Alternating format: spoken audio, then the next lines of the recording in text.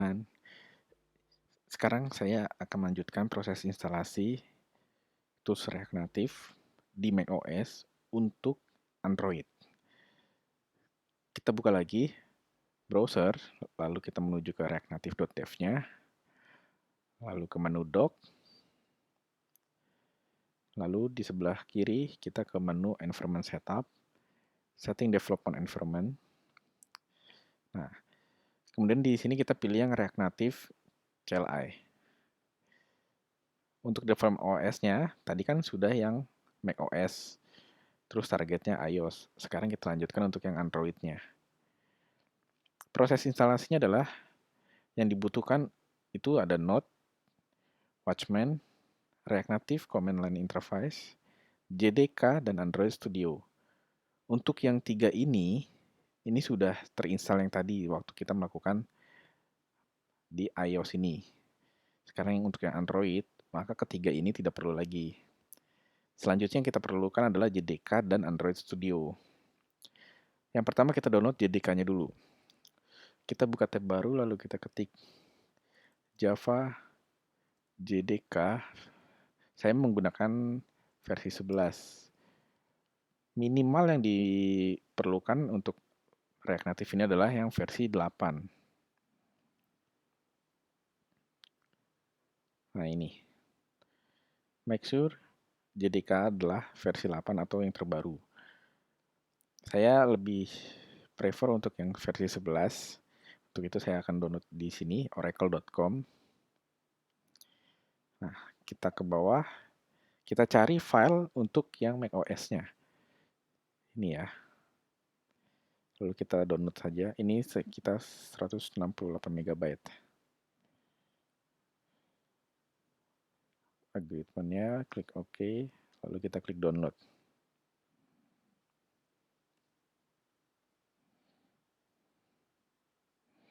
Oke, sembari menunggu downloadannya selesai, kita bisa lanjut lagi untuk yang Android Studio.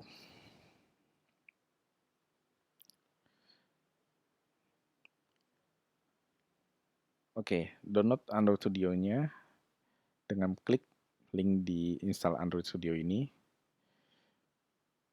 Dia akan otomatis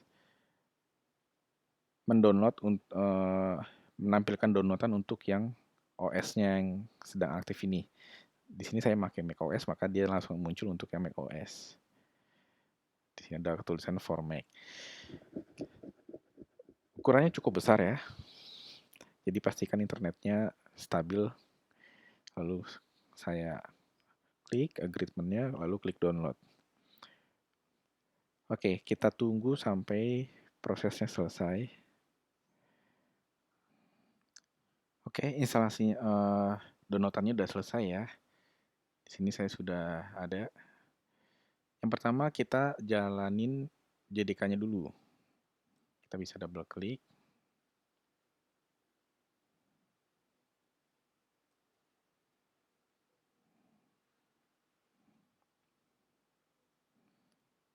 Sini kita open aja. Continue. Install. Memerlukan password ya.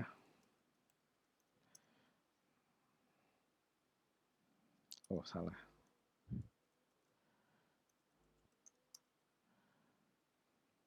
Oke, kita tunggu sampai dengan selesai. Nah, instalasi sukses. Kita close. Keep. Kita eject dulu. Nah, sekarang kita cek Java-nya apakah sudah tersedia atau belum. Kita buka terminal. Lalu kita ketik Java min version. Nah, di sini kita sudah tersedia nih Java SE beserta dengan Java VM. Jadi kalau yang sudah versi 10 itu sudah include VM-nya. Kalau yang sebelumnya itu dipisah. Antara JDK dengan VM itu terpisah. Nah, sekarang kita lanjut lagi untuk instalasi Android Studio-nya. Di sini kita klik aja Android Studio-nya.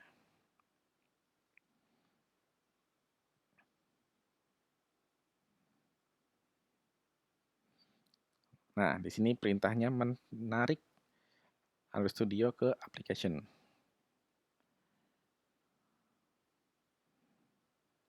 Nah, sini lagi mengcopy.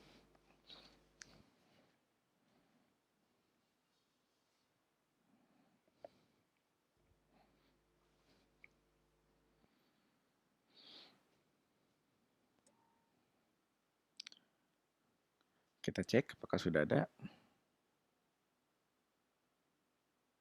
Nah, di sini sudah berhasil. Sudah ada Android Studio ya. Ini bisa kita close. Di sini juga bisa kita close. Nah, tahap selanjutnya adalah kita lihat lagi ke patch-nya React Native. Di sini kita sudah berhasil melakukan instalasi JDK.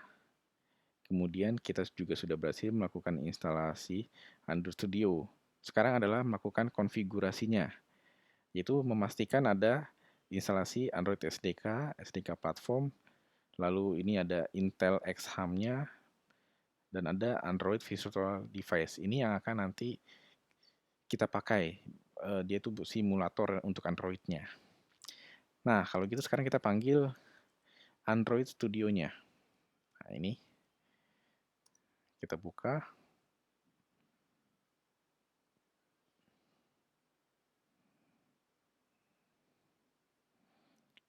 Oke, open. Nah, muncul import Android Studio setting. Tidak perlu ya, karena baru pertama kali ya. Kita tunggu. Nah, di sini ada permintaan untuk mengirimkan data ke Google.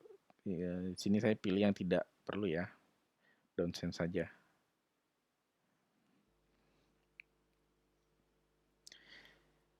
Nah, di sini kita masuk ke setup wizard-nya Android Studio. Jadi tadi itu baru mengcopy filenya ke folder application, tapi belum menginstalasinya. Untuk lebih lanjutnya, kita klik next. Di sini bisa pilih standar ataupun custom. Kalau custom kita cek ya. Di sini kita melihat lokasi instalasinya. Kemudian di sini kita pilih temanya. Nah, di sini ada Android SDK platformnya. SDK versi berapa yang akan mau kita install. Kita lihat dulu requirement yang ada di React Native. Yang dibutuhkan itu adalah versi 9 atau OS-nya Pi. Nah, di sini itu sudah terinstall yang malah versi di atasnya, yaitu versi 10. Kemudian Intel di sini juga sudah terchecklist, jadi tidak perlu di-uncheck lagi. Nah, yang perlu kita checklist adalah yang ini, Android Studio-nya.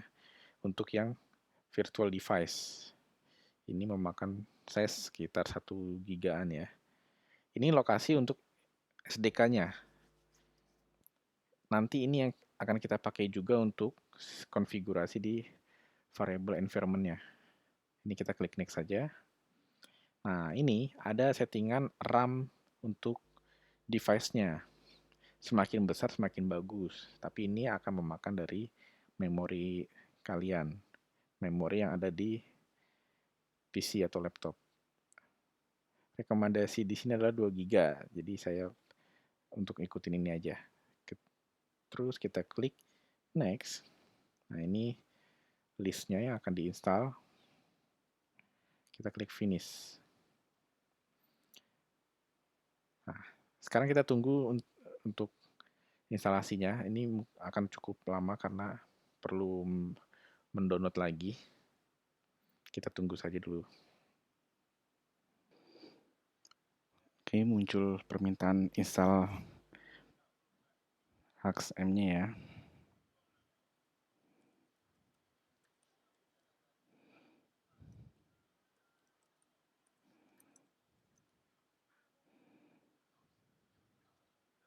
Oke, lanjut menunggu lagi.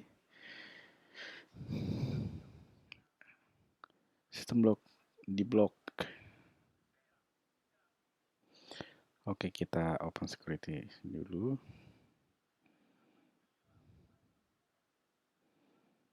Ini kita allow ya, jangan lupa. Nah, untuk merubahnya kita buka dulu.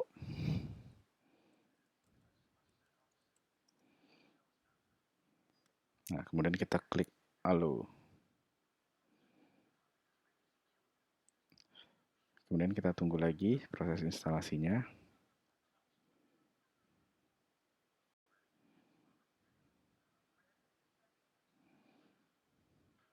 Ini kita sisipkan, siapa tahu nanti dia membutuhkan password lagi. Oke, instalasinya sukses. Tidak ada error ya di sininya. Kita klik finish. Ini bisa kita skip dulu. Nah, balik lagi ke Node.js-nya, React.js-nya. Kita pastikan ini sama seperti yang waktu kita lakukan di Windows. Itu kita buka Android Studio di sini, lalu configure SDK Manager. Lalu kita klik tombol Show and Package Detail-nya. Minimal itu adalah versi 28 atau Pi. Tapi di sini saya langsung install yang versi 10. Apa-apa ya. Terus kita pakai juga yang Intel x86 Atom 64 System Image. Lalu ini kita minimize.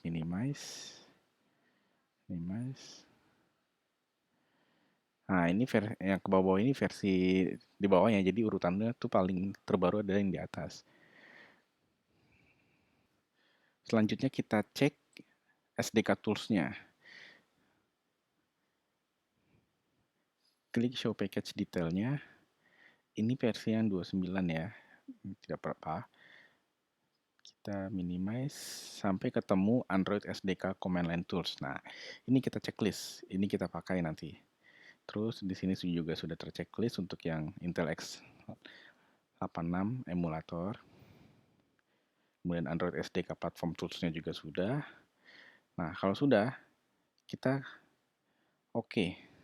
Nah, di sini ada confirm-nya. Ini cukup besar ya, 3,2 GB.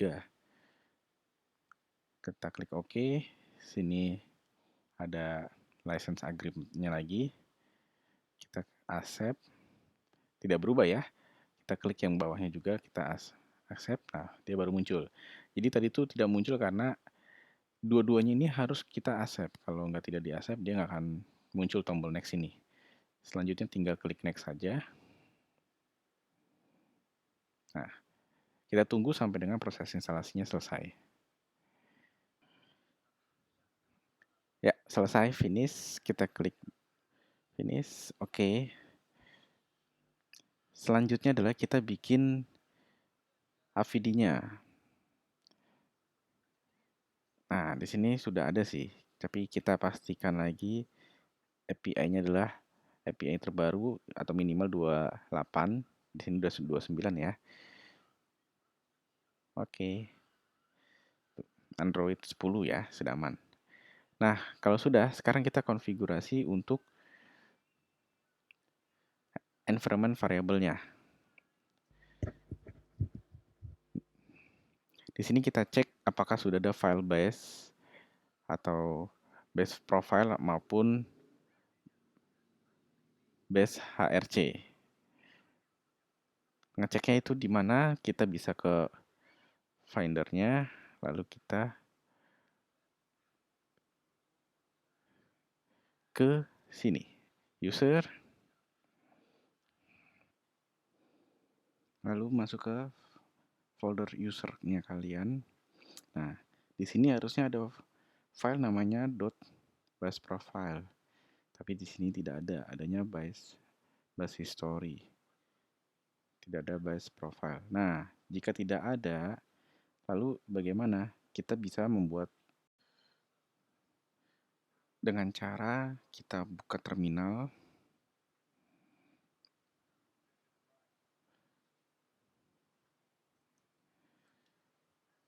Di sini sudah posisi home-nya user kalian di operating systemnya ya.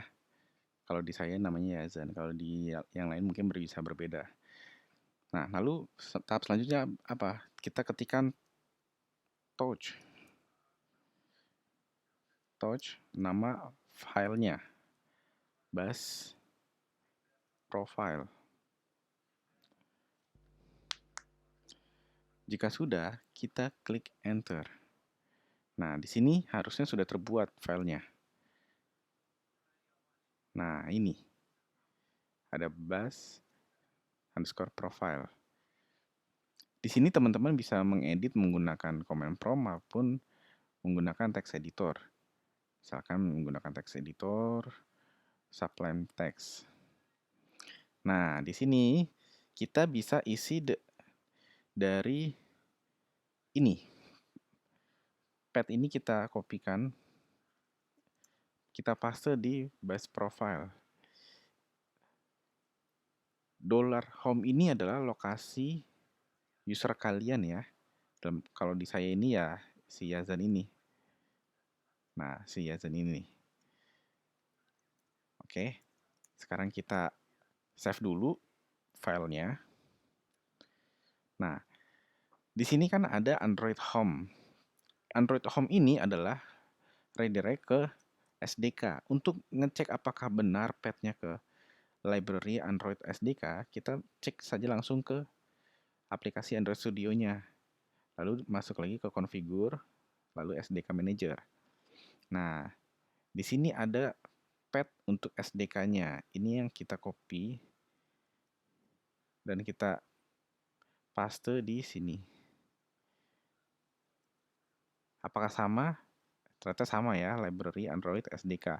Nah, ini tidak perlu dipakai karena sudah terwakili dari yang home ini. Jadi dia akan otomatis mencari home-nya si user masing-masing. Jadi tidak perlu ditambahkan lagi.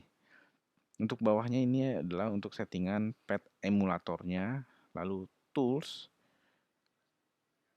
bin, dan terakhir platform tools.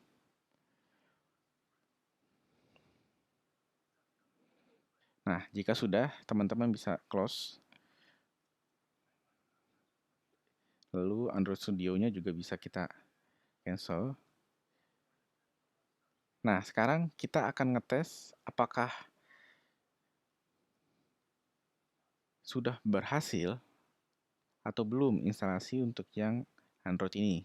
Karena di bawah ini hanya penjelasan untuk React Native Command Line Interface. Ini sudah include di dalam Node.js. Nah, di bawahnya hanya tinggal langsung create application. Karena di video sebelumnya untuk instalasi React Native di macOS dengan platform iOS itu sudah selesai dan kita sudah membuat project baru. Kita bisa menggunakan project yang sebelumnya itu.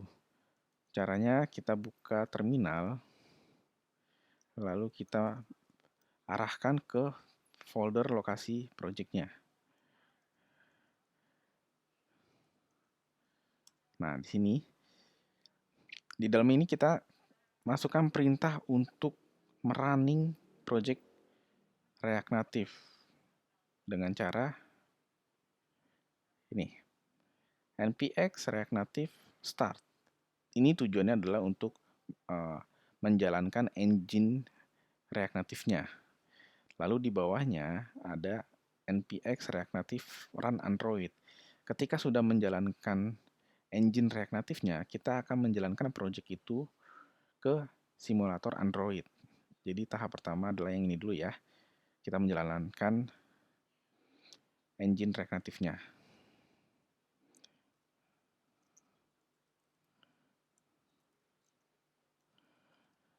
npx React Native start.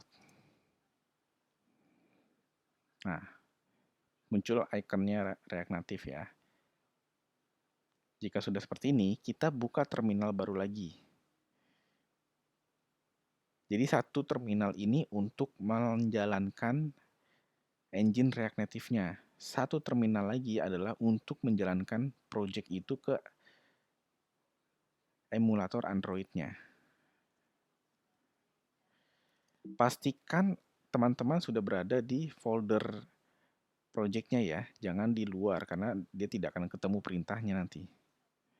npx react native run android, tekan enter. Nah, kita tunggu sampai dia menjalankan emulatornya. Oke, di sini akan ada permintaan, bukan permintaan tapi informasi mengenai GPU drivernya. Ini akan selalu muncul jika tidak diklik never show again ya. Nah, di sini emulatornya sedang melakukan restart atau starting.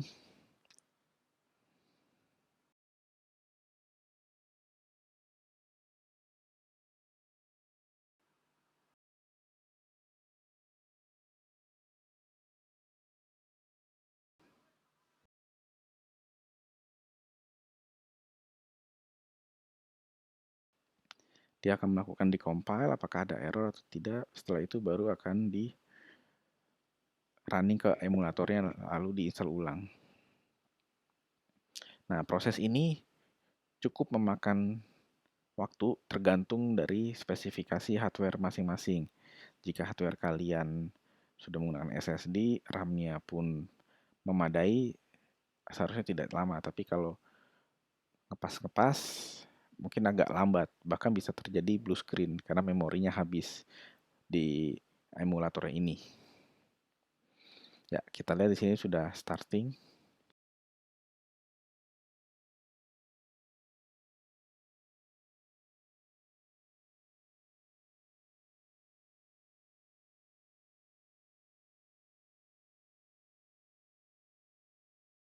Itu broken pipe. Nah, di sini dia tidak berhasil menjalankan Android development-nya. Oke. Cara lain untuk merunning adalah kita buka Visual Android Studio-nya, lalu open existing Android project. Kita arahkan ke project React Native kita. Itu lokasinya ada di project React Native, belajar React Native. Kita pilih folder Android. Kita klik open. Kita tunggu. Nah, di sini kalau menggunakan terminal memang ada keterbatasan ketika dia melakukan download data lalu install data, yaitu Gradle-nya, karena size-nya cukup besar. Jadi kalau melalui terminal kadang suka terputus-putus. Nah, kita bisa memakai lewat aplikasi Android Studio langsung. Di sini kita klik file Android Studio-nya.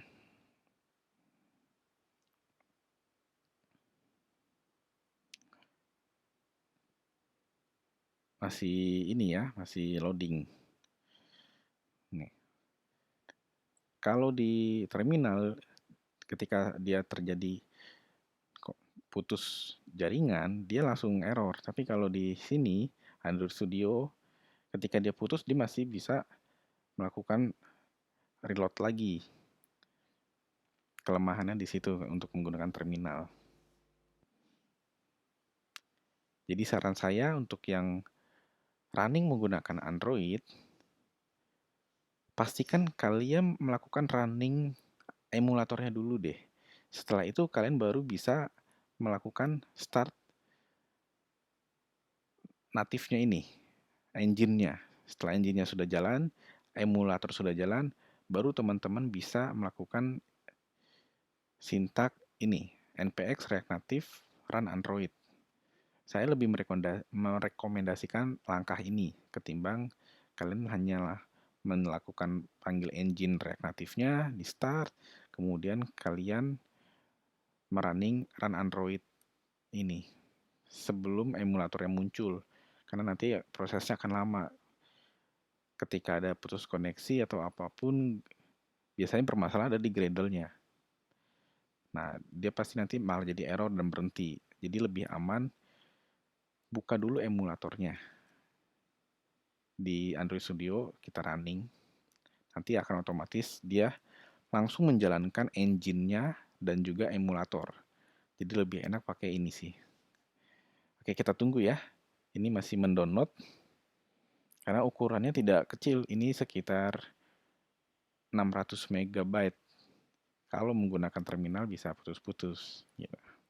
Kita tunggu saja ya.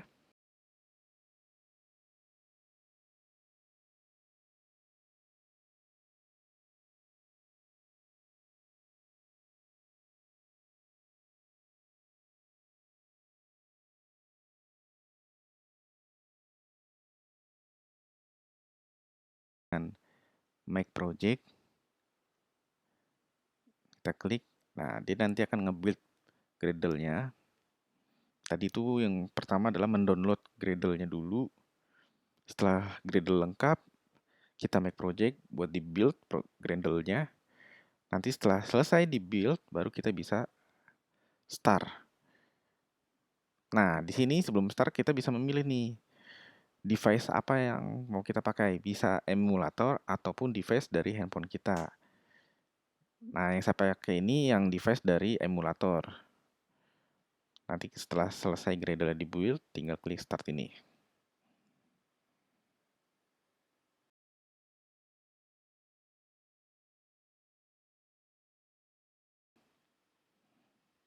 Nanti Android Studio ini akan membuka emulatornya, emulator Androidnya. Lalu dia akan otomatis menginstal. Nah, di sini ada keterangan install sukses. Teman-teman bisa ngelihat build-nya di sini, sukses atau tidak hasil build-nya.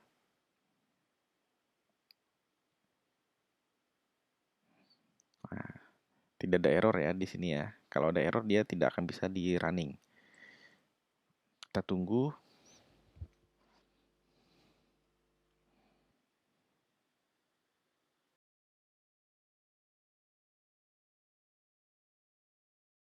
Di proses juga ya. Jadi yang ada di emulator proses di sini itu sama seperti yang ada di sini. Dia akan membuild dulu. Jika di sini sudah selesai, maka di sini pun juga akan selesai.